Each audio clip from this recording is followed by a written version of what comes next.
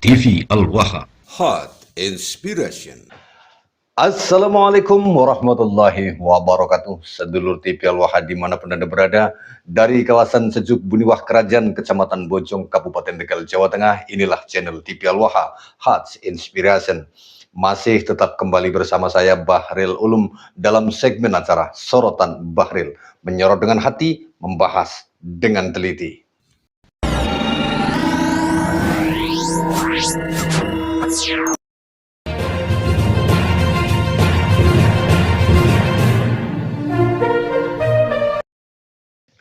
Sedulur TV Al-Waha, sebelum kita membahas tema video kali ini, izinkan saya untuk menyampaikan informasi kepada Anda bahwa insya Allah kita akan menyelenggarakan kembali sebuah acara bernama Istighosah Kubro Ruwat Batin di PPTK Al-Waha. Insya Allah acara ini sangat bermanfaat, dan acara ini sebenarnya telah kami gelar sejak 2003 hingga 2011 lalu. Namun karena suatu hal kita menghentikan sementara sampai hari ini belum dilaksanakan, dan insya Allah kita akan segera melaksanakannya kembali. Manfaatnya sangat banyak apabila Anda saat ini sedang menghadapi berbagai macam persoalan hidup, entah itu penyakit yang belum sembuh, problem rumah tangga, problem bisnis, karir, jabatan, dan sebagainya. Anda bisa mengikuti acara Istighosah Kubro Ruwat Batin ini, dan sudah ada sejumlah peserta Ruwat Batin yang memberikan testimoninya. Salah satunya adalah seorang dosen New York University yang jelas dia ateis, ini Sedulur TV Al-Waha. Dia pernah datang kepada PPTK Al-Waha, kepada kami di PPTK Al-Waha, dan memberikan testimoni setelah mengikuti Istighosah Kubro Ruwat Batin sampai 4 kali. Dan ini dia salah satu pengakuan dia. I've never seen anything like this before, and it's truly remarkable.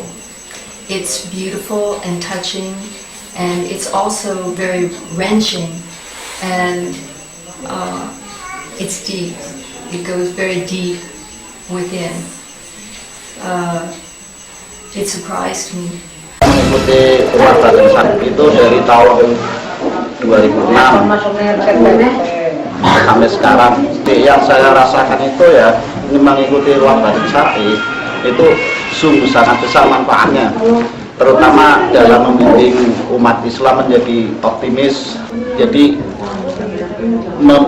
menuju masa depan yang bagus, terutama dalam perubahan kehidupan, baik ekonomi ataupun dalam hal ibadah.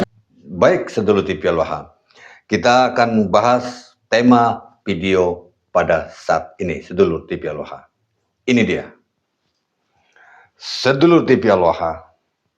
Kali ini kita akan membahas tentang Mbah Rizik Syihab yang masih tetap ngotot untuk diakui sebagai cucu Nabi. Sedulur TV Al-Waha, kita dengarkan terlebih dahulu dan nanti akan kita lihat seperti apa bahasannya.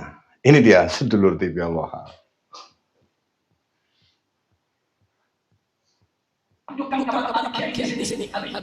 Ini ya. Ini di halaman 531 ditulis lengkap nasab Sultan Hasanuddin. Lengkap, saudara. Dari Ba'alwi. Dari Ba'alwi.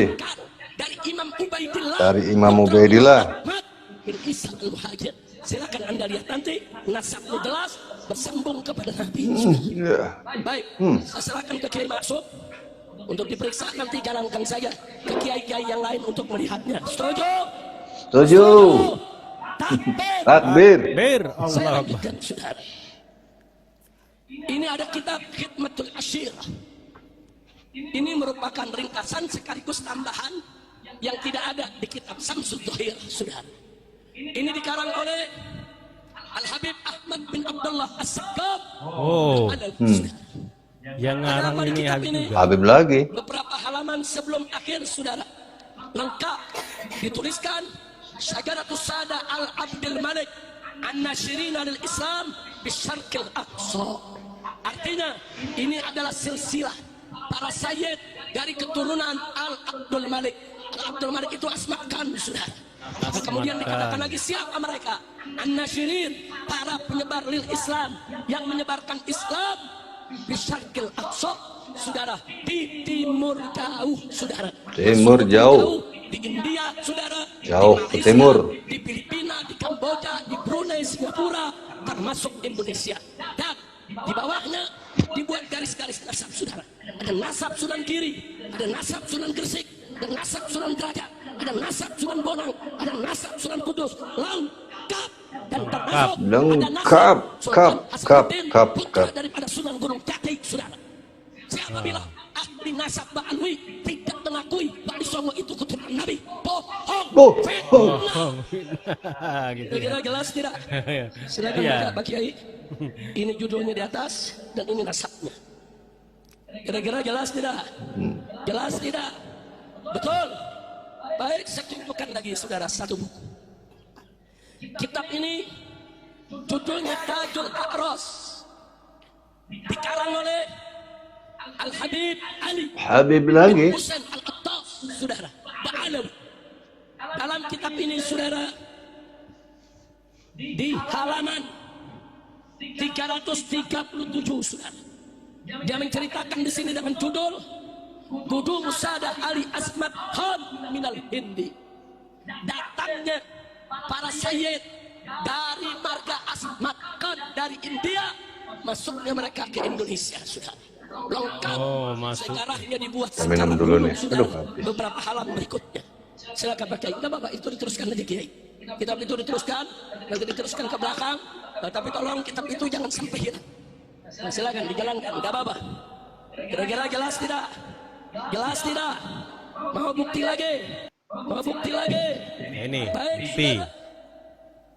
Ini saya bawa fotokopi Risalatul Atraf. Risalah tuh. Siapa yang karang?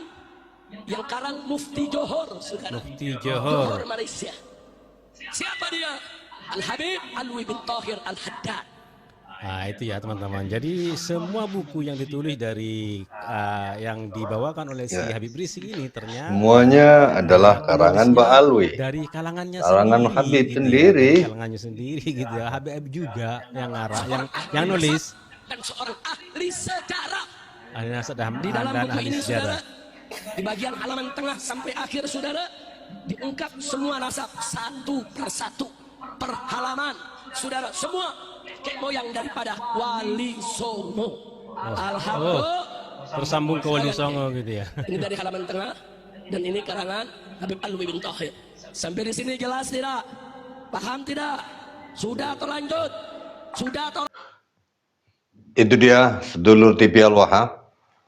Betapa berapi-apinya Mbah Rizik Syihab ini mempertahankan, memberikan keterangan kepada jamaahnya, mukibinnya, supaya mereka tetap kekeh mengakui bahwa Habib itu sebagai keturunan Nabi Muhammad. Dengan berbagai macam dalil yang disodorkan. Tetapi kalau kita perhatikan dari apa yang disampaikan oleh Mbah Rizik, kita tidak melihat bukti itu bahwa bukti yang valid. Kenapa? Menunjukkan kitabnya ini tanpa memberikan penjelasan bahwa kitab ini dikarang tahun sekian, kan begitu. Enggak, itu enggak dijelasin. Ini aja kitabnya ini. Tapi enggak dijelasin itu kitab kapan dikarangnya. Sementara, ini cek ya, saya jelaskan ini. Sekarang saya bukan hanya kepada sedulur TV Al-Wahhab ini, sedulur TV Al-Wahhab juga termasuk Pak Rizik lah ya. Pak Rizik ini perlu saya sampaikan kepada panjenengan, kepada Anda, kepada kamu lah ya, yang berapi-api seperti itu. Saya nggak perlu berapi-api lah sekarang ini, santai aja ya. Pak Rizik, gini, sebelum saya membantah apa yang kamu sampaikan itu, bukti-bukti yang kamu sampaikan itu, dan nanti akan saya sampaikan bantahan dari Kiai Haji Imaduddin Usman Al-Bantani bahwa apa yang kamu sampaikan itu kitabnya sudah dibaca semuanya oleh Kiai Haji Imad. Kalau saya jujur belum membaca semuanya, apalagi kalau diajak urusan kitab-kitab itu bikin mumet aja lah. Jadi saya nggak ingin membuat pemirsa TV Al-Wahhab itu mumet. Saya pengen mengajak kamu berlogika dengan logika yang sangat-sangat sederhana. Supaya semua orang itu paham. Baik itu akademisi, baik itu tukang ngarit, baik itu tukang panggul, semuanya paham.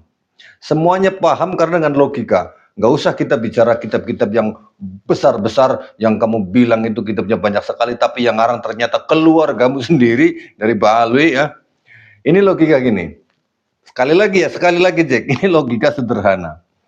Saya tanya dulu, Pak Prabowo hari ini Presiden Republik Indonesia. Beliau berumur 70 tahun. Kira-kira menurut ente, Jack, beliau kalau daftar veteran diterima nggak itu? Veteran perang kemerdekaan diterima nggak? Nggak bakalan diterima, bro. Meskipun Bapak Prabowo itu seorang jenderal TNI, jadi presiden, daftar veteran juga nggak bakalan diterima. Umurnya sudah 70 tahun, ya nggak diterima, tetap saja nggak diterima. Meskipun umurnya sudah 70 tahun, nggak diterima. Kenapa? Karena di saat perang kemerdekaan, Bapak Prabowo itu nggak ikut perang. Nggak jadi pelaku peristiwa, nggak ngerti sejarah, nggak mengalami peristiwa peperangan itu. Beliau menjadi jenderal ya setelah kemerdekaan. Umurnya baru 70 tahun, sementara Indonesia merdeka juga belum 80 tahun. Kan begitu. Ini logika sederhana ya. Kalau orang mau daftar veteran, pertama, dia kelahiran di bawah tahun 1945. Bapak saya itu lahirnya sebelum tahun 45. Ternyata juga nggak bisa jadi veteran. Karena apa? Lahirnya tahun 1944, bro. 1 tahun sebelum merdeka. Daftar veterannya nggak diterima. Otomatis, meskipun lahirnya sebelum tahun 45.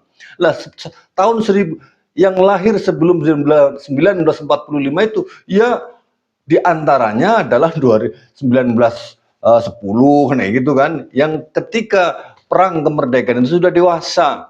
Kalau saya lahirnya sebelum tahun 45, tahun berapa? Tahun 1941, ya belum. Orang pas Soekarno membacakan proklamasi baru berumur 4 tahun. Ya nggak mungkin diakui sebagai veteran, kan ya gitu. Nah, orang yang mengikut menjadi veteran itu, pertama syaratnya adalah lahir di usia sebelum tahun 45. Dan sebelum 45 itu sudah dewasa. Artinya sudah layak untuk ikut membela kemerdekaan Republik Indonesia. Nah, setelah itu ada persyaratan-persyaratan lain. Di antaranya kalau mau daftar veteran itu, Anda tidak, misalkan Anda ya, sampean atau siapapun lah, sampean Mbah Rejek atau siapapun, Mbah Prabowo atau siapapun yang mau daftar veteran, dia tidak serta-merta begitu saya umurnya sudah lahir tahun 1926 pas bertepatan dengan lahirnya NU. Jadi di usia saya ketika 45 itu ya sudah besar kan? Sudah berapa tahun itu? Sudah 14 tahun, udah hampir 20 tahun berarti udah ikut perang. Apakah langsung diterima? Ya enggak juga. Karena apa? Harus ada saksi-saksinya. Saksinya orang lain yang sepantaran, yang seumuran gitu loh. Yang seumuran ikut menyaksikan peperangannya, menjadi saksi-saksi. Lah, ketika dia mendaftar veteran lahir tahun 1926. Tahun 45 otomatis sudah 20-an tahun. Nah, begitu dia daftar, ngambil saksinya anak atau orang yang lahir tahun 65. Diterima nggak? Nggak bakalan diterima. Karena apa? Saksinya lahirnya belakangan setelah merdeka. Apalagi kalau lahir yang jadi saksi itu saya. Nah kamu, saya yakin umurnya juga belum 60 tahun atau belum 70 tahun kan. Mau jadi saksi veteran yang nggak bisa. Karena apa? Kamu lahirnya jauh setelah kemerdekaan. Nggak bisa jadi saksi, bro. Begitu ya, Cik ya. Jadi dalam hal pernasaban ini yang kamu utarakan tadi, kitab-kitab yang ditulis oleh keluargamu kalangan Baklawi, ternyata kan kitab-kitabnya dikarang belakangan, bukan bersamaan dengan peristiwa yang terjadi. Itulah yang dimaksud kitab sezaman oleh Kiai Haji Imaduddin Usman Al-Bantani. Nggak bisa dijadikan sebagai rujukan untuk menentukan nasabmu. Sama ketika kamu daftar veteran, pengen diakui sebagai veteran perang, tetapi membawa saksi orang yang lahirnya tahun 1974. Ya, nggak bisa jadi saksi. Karena apa? Orang ketika zaman kemerdekaan saksi itu tidak lahir, belum lahir. saksinya ya mestinya orang-orang yang seumuran dengan orang yang lahirnya sebelum tahun 45 dan dikala tahun 45 itu dia sudah dewasa. Kan begitu. Itu logika sederhana loh. Kalau kamu logika ini nggak masuk, berarti kamu perlu minum obat sih rasanya. Ini kita dengerin dulu nih penjelasan dari Kiai Haji Imaduddin Usman Al-Bantani. Kalau kitab nasab ini adalah termasuk kitab nasab hadisah, ini tidak bisa mengisbat orang-orang yang qadimah. La yumkinunal hadisu anin nasabil qadimi binaan ala ma warada fil kutubil hadisah. Kata ahli nasab itu dalam kitab Ushul Ilmu Ansab, bahwa la yumkinunal hadis, kita tidak mungkin berbicara anin nasabil qadim, tentang nasab yang sudah jauh di abad keempat, binaan berdasarkan alama warada. Tuh Zek dengerin ya. Dengan berdasarkan kitab-kitab yang ada di Gak bisa Dek, seperti 900 Hijriah, abad 9 Hijriah, nggak bisa.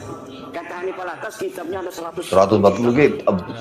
Kitab apa itu? Kitab sejarah atau kitab tasawuf. Kitab nasabnya cuma Tuhfatul Talib, kemudian Tuhfatul Azhar, dan kitab Samsul Zahirah.